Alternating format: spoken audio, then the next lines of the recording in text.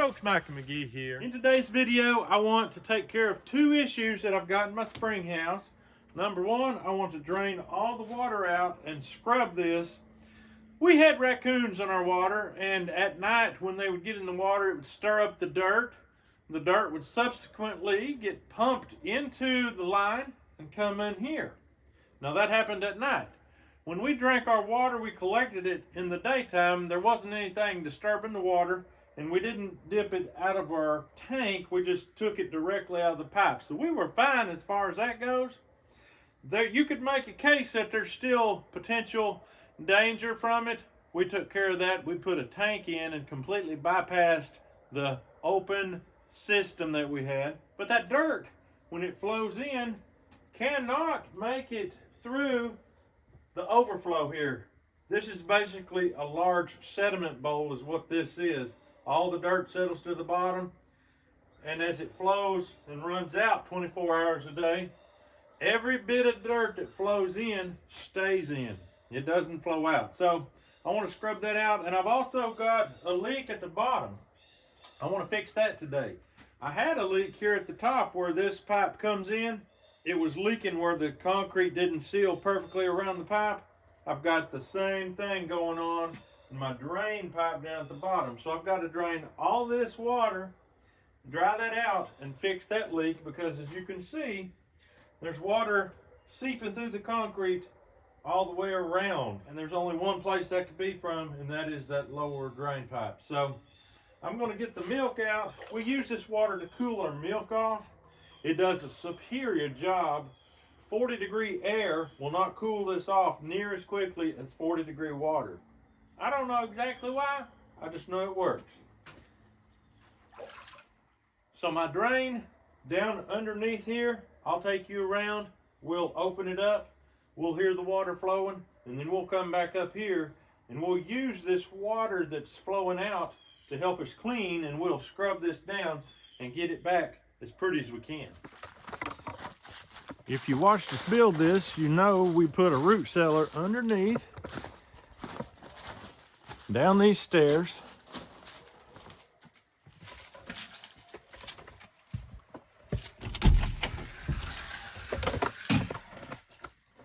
It would appear that there is some shelving and some food down here.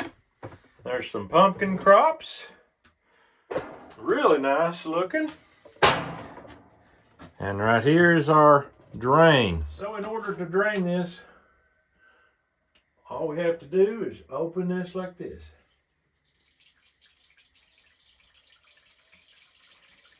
This here would be the vent pipe that's allowing this water to drain. This is actually the overflow, but it also serves as the vent that allows air to pull in. I had a little trouble with it not pulling enough. I just drilled a small hole right there, took care of it. I have a screen that I have placed at the bottom. I'm going to go ahead and remove that screen, get that rock out of there, so that every bit of this debris can flow freely down through there. There's nothing in there that's large enough to clog the pipe. The water's going down very quickly, actually. Oh, that's going to be cold. Oh, no.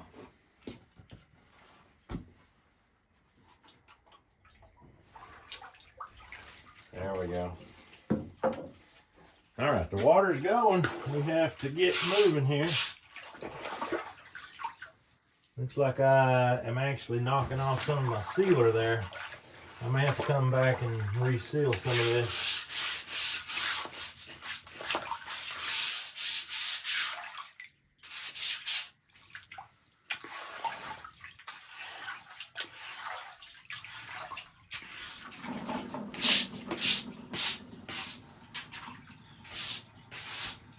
As you see, it's draining down nicely, fairly quickly actually. I'm just going to scrub these walls as this major collection point goes down. And then when it gets near the bottom, I'll scrub the bottom, even though I'll be standing on my head. For those of you thinking I need to be using bleach in here, all this water drains into my pond. So no bleach, because I got fish out there. And of course, there's other wildlife in there, probably turtles and snakes, no telling what. but mainly my fish. No, I'm not going to be putting bleach in here. I don't know if a little bit of bleach would actually hurt them or not, but I'm not going to take that risk. I'm not that much of a clean freak anyway.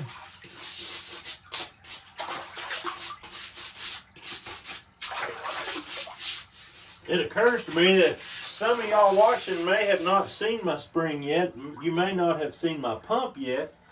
It doesn't run on electricity or anything, so when it gets time to fill this back up, I'll take you with me and we'll turn the water on, and then we'll come back up here and watch it run in here to this tank. This here is all concrete. We formed this up and poured it ourselves, hand mixed it, and we could not be happier with it. It is serving the purpose exactly the way we hoped. Absolutely wonderful. Spring water. We're hoping now that we've got the system contained and that raccoons can't get in the water, that the amount of dirt coming in here is going to be significantly reduced. That's what we're hoping. You can hear that water, it's coming, that air is coming right through there. If I plug that, I can feel the air suction my finger in. But anyway, while we're letting this drain, I'll take you down to the pond and show you where it's coming in.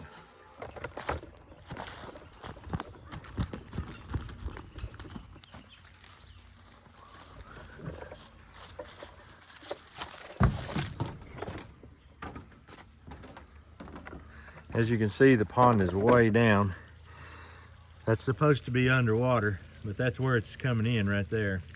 And it flows 24 hours a day, just not that fast. That there is complete full drain.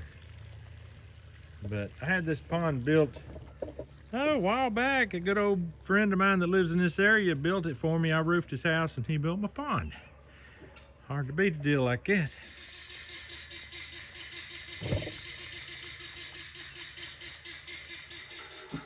And we're back. This water is almost gone. You gotta do your cleaning while the water's in here.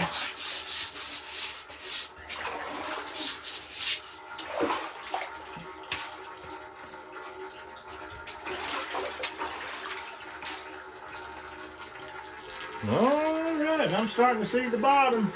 Now is the part where I gotta basically stand on my head to reach in here and scrub this.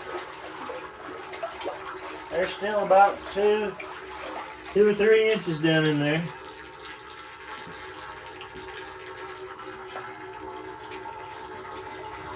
Very important to get all this junk to go down with the water, because if it don't, you're stuck with it.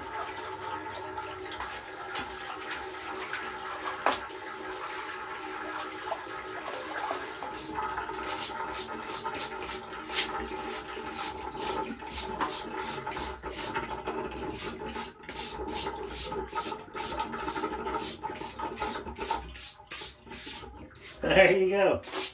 All she wrote right there. Alright. Now, I've got to dry that out down there and see if I can't fix that leak. I'm just going to take paper towels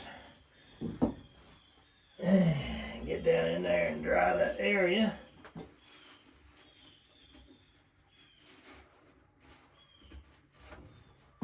It's going to be interesting trying to fix the leak without really making the drain hole smaller.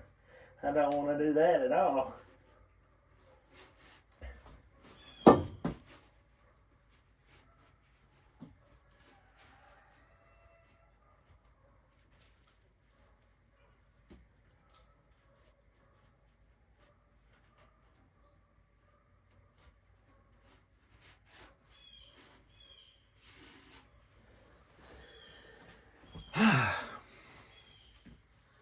Right here you can see where I fixed the leak around this one.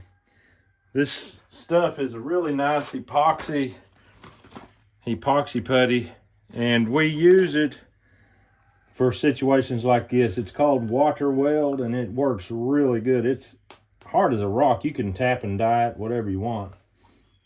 But I can't build up like this around the one down there because I got to have the drain flowing. So I got to keep it all very low profile.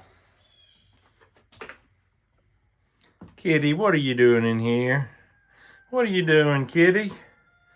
Oh my goodness, Harry's gonna love this video now. Harry loves cats. And I don't even think he knows what one tastes like. She said, I'm out of here. Okay, down in that hole. I can tell that this here is not gonna be my best option because I can barely fit my finger in that drain hole.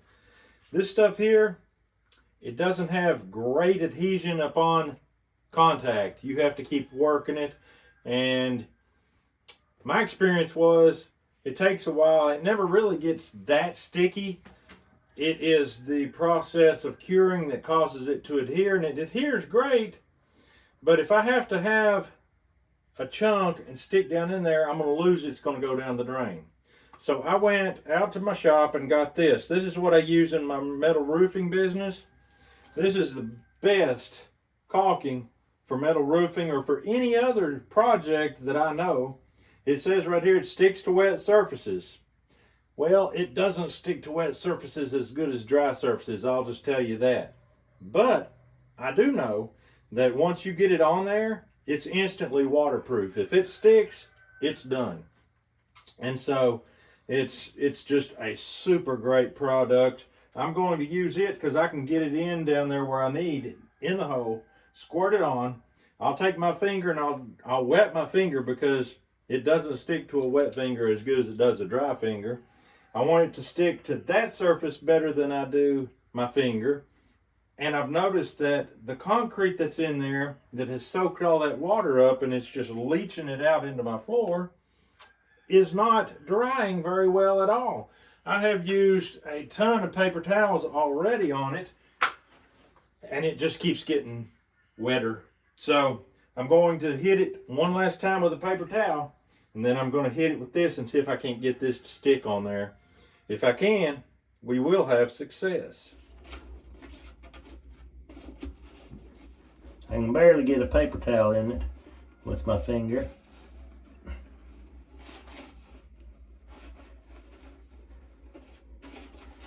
I can feel it just soaking it right up. And I've already used probably 10 paper towels on this.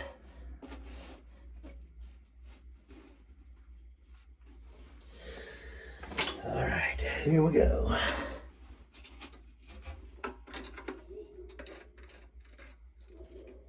Now I gotta dampen my finger.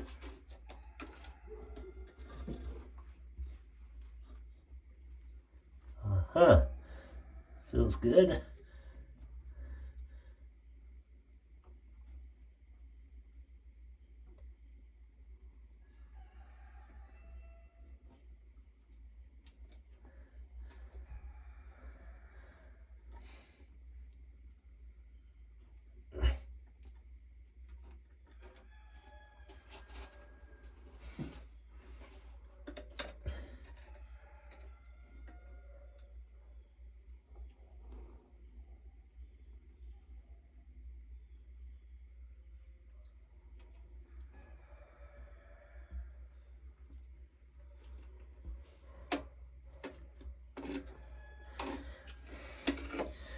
Oh, I hope I didn't clog my drain.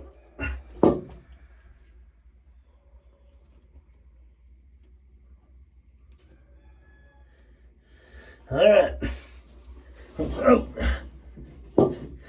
We'll give that some time and then we'll try it out. All right, I've got the Lexel in on it. It has been curing for about 3 hours. I think it's time to go and turn on the pump. Let's go do that. I guess you can see that silver thing down there. That's my tank. Let's go take a look at it first. It's actually a pretty good little steep spot here. It's not just exactly a walk in the park. Cameras do not show depth detail, but like right here, you could slip and fall pretty easy. It's that steep. especially right here.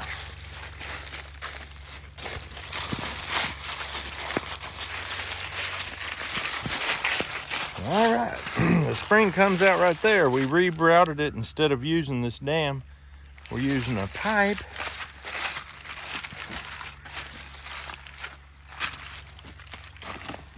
And you can see we've got a decent overflow coming out. But that amount of overflow right there is barely enough to keep up with the pump. So we need another rain. Another rain would be awesome. I covered my tank with the silver paper, that way we keep it from mildewing and molding. Before I covered it with the paper, I painted it black, so it's not going to have no mildew in there or mold or whatever. But here, my pipe is 200 feet to the standpipe, and here's the standpipe. And from the standpipe to the pump is almost another 100 feet. All right, here we are at the pump. This is a hydraulic button ram pump. Got a few leaves in here. Just clean them out real quick. All I have to do is turn this valve to allow the water to start flowing. And when the water flows in, it pushes this up and then it falls back down. Goes through a one-way valve here, goes through here, and goes 3,700 feet to my spring house. Here we go. And that's all there is to it. Now, if you're interested and you want to know more, if you haven't seen my series, I've got a whole playlist showing you how to build this. I didn't build the pump. I built the whole system except for the pump, but my buddy builds the pump, and I've got a link for you where you can get your own stainless steel hydraulic ram pump if you'd like. Doesn't require any kind of power, only water power. The water has to come downhill to get to it. For every foot of fall, it'll pump upwards 7 to 10 feet, something like that. I haven't actually done any tests on this. I don't even know how I would go about testing it to see what the max is on it, but it's doing great for my spring house.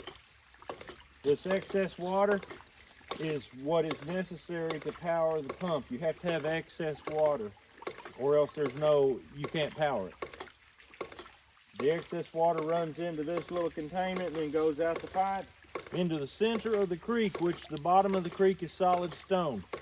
I probably got 1,000 comments about how bad I am for eroding out the creek. It's solid stone, it's not going anywhere. All right, let's get back to the spring house. See the water coming in? I left the valve open, so it's gonna be still draining right on through. We'll shut the valve and collect us a tank full of water. My grass is coming up fairly well on this steep part going up out of here. That should really help keep erosion down. All right, here's my water flowing. This is as fast as I've ever had it flowing. It don't really flow fast, but it doesn't take just all that long till we got ourselves a full tank, and this is enough to keep it flowing, keep it fresh. Let's see how long it takes to fill it up. All right, I'm gonna shut her off, start collecting that water. It's gonna be interesting to see how long it takes to fill it. I'm gonna say a few hours. All right, it took it about 3 hours to fill up. And as it filled up, I noticed the floor was staying pretty dry. Once it started overflowing, I noticed the floor got pretty wet again.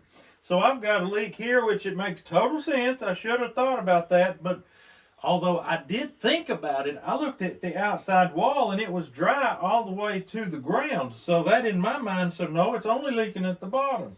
What I failed to remember was I lined this entire wall with plastic from here to the floor.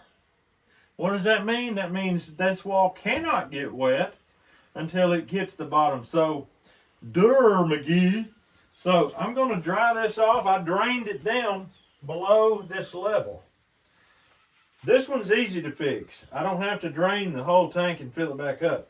And that was on my mind, that if this one did leak, it would be easier and quicker to get to. So anyway, I've got it dry. I'm going to take my Lexel caulk And I'm going to caulk from the pipe out to the sealer. This white stuff is sealer. See, I can easily make my finger wet. And that'll make it not stick to my finger.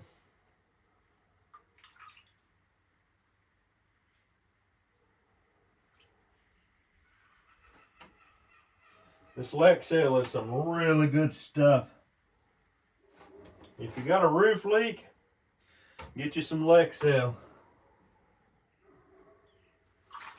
All right, we're gonna let that dry.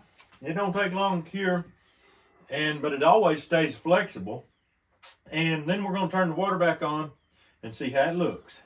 All right, folks, we got it done. We got the water running, and they're catching some water right now. Taking the house to drink because we absolutely love our spring water. Haven't had a chance to get our test yet. I've got the test kit, the water testing kit. I need to get on the ball and get that in. But look at here. It's full, it's clean, it's ready to go. I'm gonna take a little temperature right here of the water.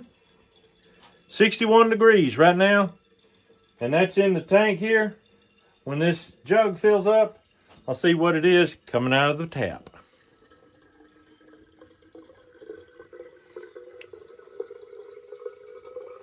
All right, let's sink her in and see what we got. 62, 63 degrees. 63 coming out. And we had a pretty cold night. And that's why this is a couple degrees colder. 61 degrees is not bad. That's what we were getting out of the spring, at the head of the spring, basically in that open pool area. So, nice and cool. But that's all we got for you today. We hope you have a great day. We'll see you on the next video.